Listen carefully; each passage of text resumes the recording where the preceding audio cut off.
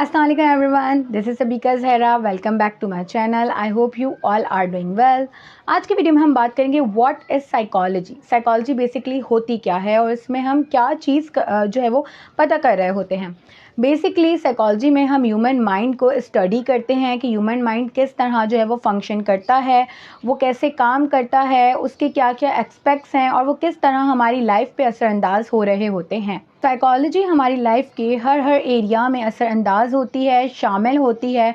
हम किस तरह अपनी डेली फंक्शनिंग को जो है वो प्रॉपर तरीके से कर रहे होते हैं, हम किस तरह लोगों से डील करते हैं, हम डिफरेंट सिचुएशंस में को किस तरह हैंडल करते हैं, ये सारी चीज़ों में साइकोलॉजी शामिल होती है। अगर हम साइकोलॉजी को सही से समझे तो वहाँ हमारे लाइफ के हर एरिया में हमें बहुत अच्छे से काम आती है।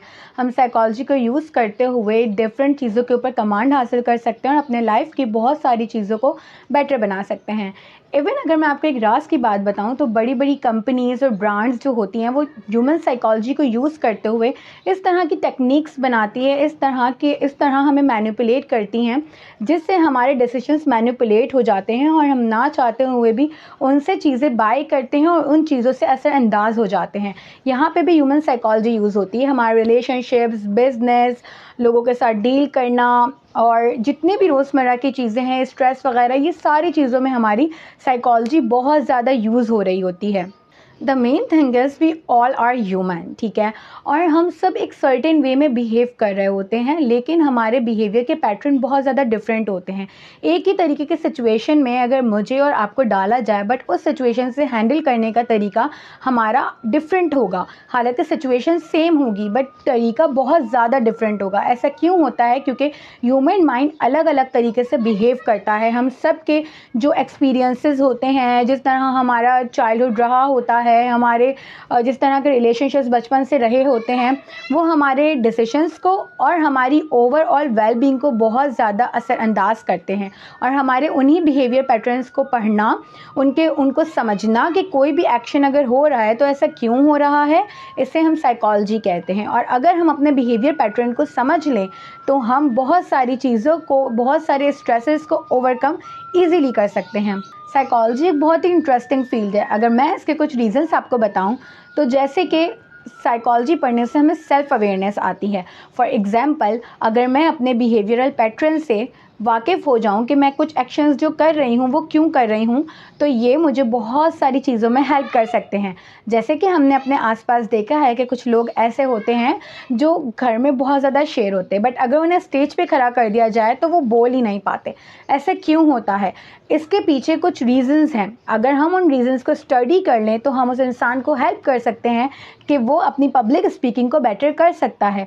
और ऐसे कौन से बिहेवियरल पैटर्न्स हैं या फिर ऐसे कौन से ट्रिगर्स हैं जिसकी वजह से वो पब्लिक स्पीकिंग से डर रहा है, तो हम उसकी पब्लिक स्पीकिंग को बहुत ज़्यादा बेटर कर सकते हैं।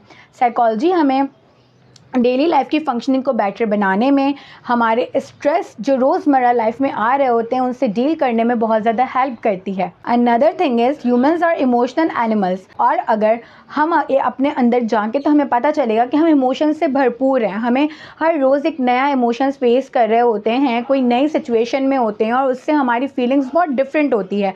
अगर हम अपने इमोशंस को हैंडल करना और टैकल करना सीख लें तो हम अपने आप को मज़ीद स्ट्रॉन्ग बना सकते हैं। ह्यूमन साइकोलॉजी हमें हेल्प करती है कि हम अपने इमोशंस को और उसके ट्रिगर पॉइंट्स, मतलब किस वजह से वो इमोशंस हमारे अंदर ट्रिगर हो रहा है, अगर हम उसे समझ ले तो हम बहुत सी सिचुएशंस को कंट्रोल कर सकते हैं और अपने इमोशंस में बहने की बजाय हम सोच समझ के, लॉजिक लगा के फैसला कर सकते हैं। इसकी वजह से हम बहुत सारे नुकसानात से लाइफ में बच सकते हैं। ह्यूमन साइकोलॉजी पढ़ते हैं, जब हम उसे सीखते हैं तो वो हमें इस वर्ल्ड की डार्क साइड को अंडरस्टैंड करने में हेल्प करती है। बिकॉज हम अपनी लाइफ में कई दफ़ा ऐसे लोगों से मिलते हैं जो बहुत ज़्यादा टॉक्सिक होते हैं, जिनके कुछ ऐसे ट्रेड्स होते हैं जिन्हें हम समझ नहीं पा रहे होते और हम अपने आप में ही उलझ जाते हैं कि इस इंसान का मेरे साथ इंटेंशन क्या है। अगर हम साइकोलॉजी को पढ़ें तो हम ह्यूमन नेचर के डिफरेंट बिहेवियर्स को अंडरस्टैंड कर सकते हैं और टॉक्सिक पीपल के उन ट्रेड्स को पढ़कर हम समझ सकते हैं कि दूसरा इंसान हमसे क्या चाहता है,